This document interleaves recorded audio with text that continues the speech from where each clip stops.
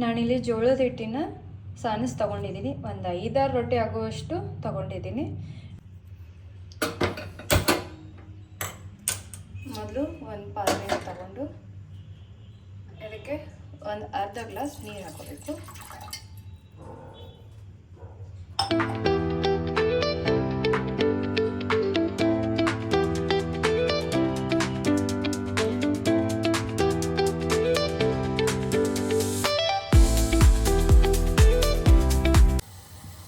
ನೋಡಿ, ನೀರು ಕುದಿ ಬಂತು.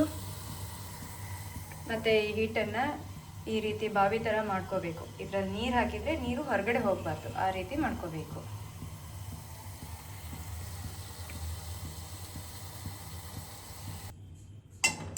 ಈ ಕುದಿ ಬಂದಿರೋ ನೀರನ್ನು ಇದರಲ್ಲಿ ಹಾಕಬೇಕು.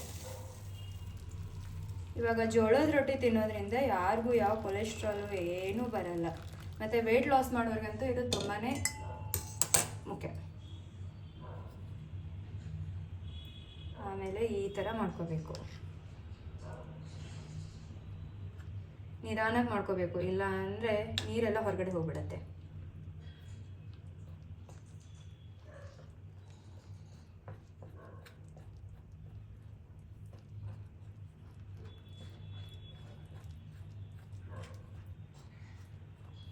ಇದು ನೋಡಿ, ಲಾಸ್ಟ್ಗೆ ನೀವು ರಾಗಿ ಮುದ್ದೆ ಮಾಡ್ತೀರಲ್ಲ ಆ ರೀತಿ ಗಟ್ಟಿಯಾಗಿ ಹಾಕಬೇಕು.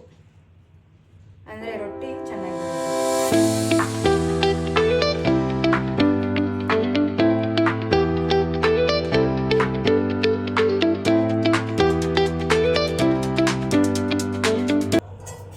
ಇವಾಗ ಒಂದು ಪಾತ್ರೆಯಲ್ಲಿ ತಣ್ಣೀರು ತೊಗೊಂಡಿದ್ದೀನಿ. ಮತ್ತು ಒಂದು ಕಾಟನ್ನಲ್ಲಿ ಇದ್ದು ಒಂದು ಸಾಫ್ಟ್ ಆಗಿರೋ ಬಟ್ಟೆ ಬೇಕು. ನೋಡಿ, ಆಮೇಲೆ ಆ ಹಿಟ್ಟಿನ ಜೊತೆಗೆ ಸ್ವಲ್ಪ ಒಣ ಹಿಟ್ಟಿರಬೇಕು. ಇದು ನೀವು ಚೆನ್ನಾಗಿ ಬಿಸಿ ಇರುತ್ತೆ, ನೋಡ್ಕೊಂಡು ನಿಧಾನಕ್ಕೆ ಮಾಡ್ಕೊಳ್ಳಿ. ಈ ಥರ ಎಲ್ಲ ಮಿಕ್ಸ್ ಆಗಬೇಕು.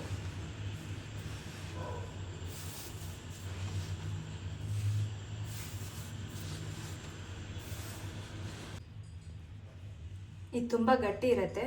ಇದಕ್ಕೆ ಸ್ವಲ್ಪನೇ ತಣ್ಣೀರು ಹಾಕ್ಕೊಂಡು ನಿಮ್ಗೆ ರೊಟ್ಟಿ ಮಾಡೋ ಅದಕ್ಕೆ ನಾದ್ಕೋಬೇಕು.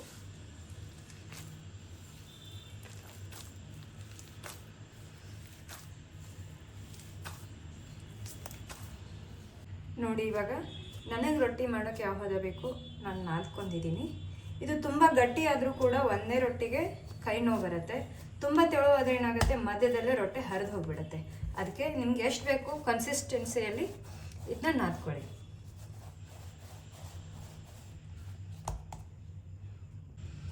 ಆಮೇಲೆ ಒಂದು ಇಷ್ಟು ಹಿಟ್ಟು ತಗೊಂಡು ಈ ಥರ ಗುಂಡಿಗೆ ಮಾಡ್ಕೊಳ್ಳಿ.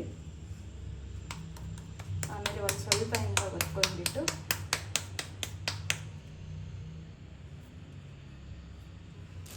ಕೆಳಗಡೆ ಒಂದು ಸ್ವಲ್ಪ ಒಣ ಹಿಟ್ಟು ಹಾಕೊಳ್ಳಿ. ಮೇಲ್ಗಡೆ ಜಾಸ್ತಿ ಹಾಕೊಳ್ಳೋಕೆ ಹೋಗಬೇಡಿ, ಯಾಕಂದರೆ ರೊಟ್ಟಿ ಮಾಡಬೇಕಂದ್ರೆ ಹಿಂಗೆ ಟರ್ನ್ ಆಗೋದೇ ಇಲ್ಲ. ಅದು ನಿಧಾನಕ್ಕೆ ಪ್ರೆಸ್ ಮಾಡ್ತಾ ಹೋಗಬೇಕು.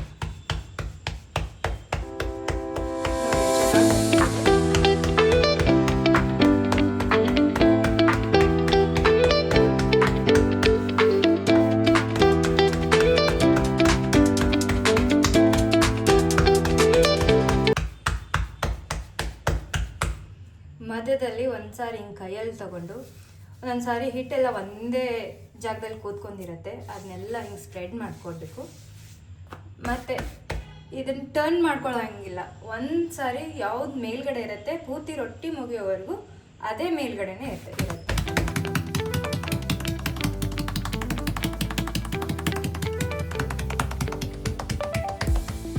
ನೋಡಿ, ಇಷ್ಟೇ ಸಿಂಪಲ್ಲು. ನಮ್ಮದು ರೊಟ್ಟಿ ಬಡಿಯೋದು ಇವಾಗ ರೆಡಿ ಆಯಿತು.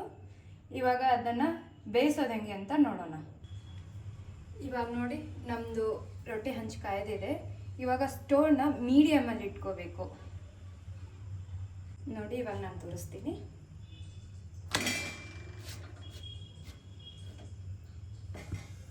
ಇವಾಗ ಇದಕ್ಕೆ ನಾವು ಒಂದು ಸಾಫ್ಟ್ ಆಗಿರೋ ಕಾಟನ್ ಬಟ್ಟೆ ತೊಗೊಂಡಿರ್ತೀವಲ್ಲ, ಅದನ್ನು ನೀರಲ್ಲಿ ಇಟ್ಕೊಂಡಿರ್ತೀವಿ. ಅದನ್ನು ನೆನೆಸ್ಬಿಟ್ಟು ಈ ಥರ ನಿಧಾನಕ್ಕೆ ನೀರು ಹಚ್ಚಬೇಕು. ನಿಧಾನಕ್ಕೆ ಹಚ್ಚಬೇಕು, ಇಲ್ಲಾಂದರೆ ರೊಟ್ಟಿ ಹರಿದೋಗ್ಬಿಡತ್ತೆ.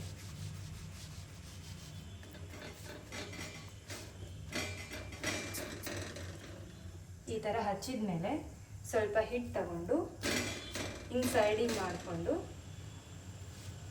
ಟರ್ನ್ ಮಾಡಬೇಕು.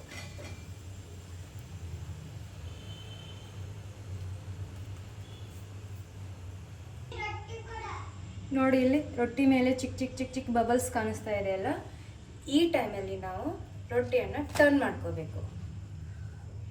ಒಂದು ಕ್ಲೀನಾಗಿರೋ ಬಟ್ಟೆ ತಗೊಂಡು ಒಂದು ಸ್ವಲ್ಪ ಸಾಫ್ಟಾಗಿ ಈ ಥರ ಪ್ರೆಸ್ ಮಾಡಬೇಕು. ನೋಡಿ ರೊಟ್ಟಿ ಯಾವ ಥರ ಉಕ್ಕೊಂತು.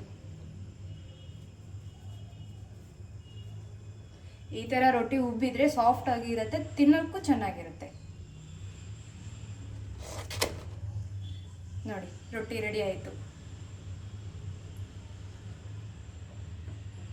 ಇವಾಗ ತೆಗೆದ್ಬಿಡೋಣ.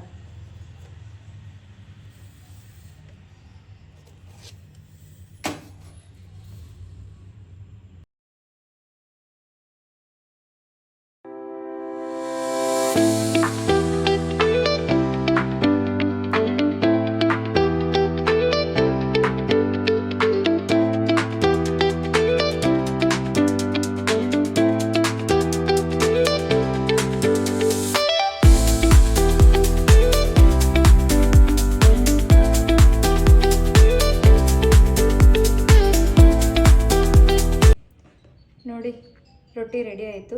ಇದನ್ನು ತಪ್ಪಲ ಪಲ್ಯ ಅಂದರೆ ಸೊಪ್ಪಿನ ಪಲ್ಯ, ಆಮೇಲೆ ಯಾವುದಾದ್ರೂ ಕಾಳು ಪಲ್ಯ, ಅದರ ಜೊತೆಗೆ ಮೊಸರು, ಶೇಂಗಾ ಚಟ್ನಿ ಎಲ್ಲ ಹಚ್ಕೊಂಡು ತಿಂದರೆ ತುಂಬ ರುಚಿಯಾಗಿರುತ್ತೆ.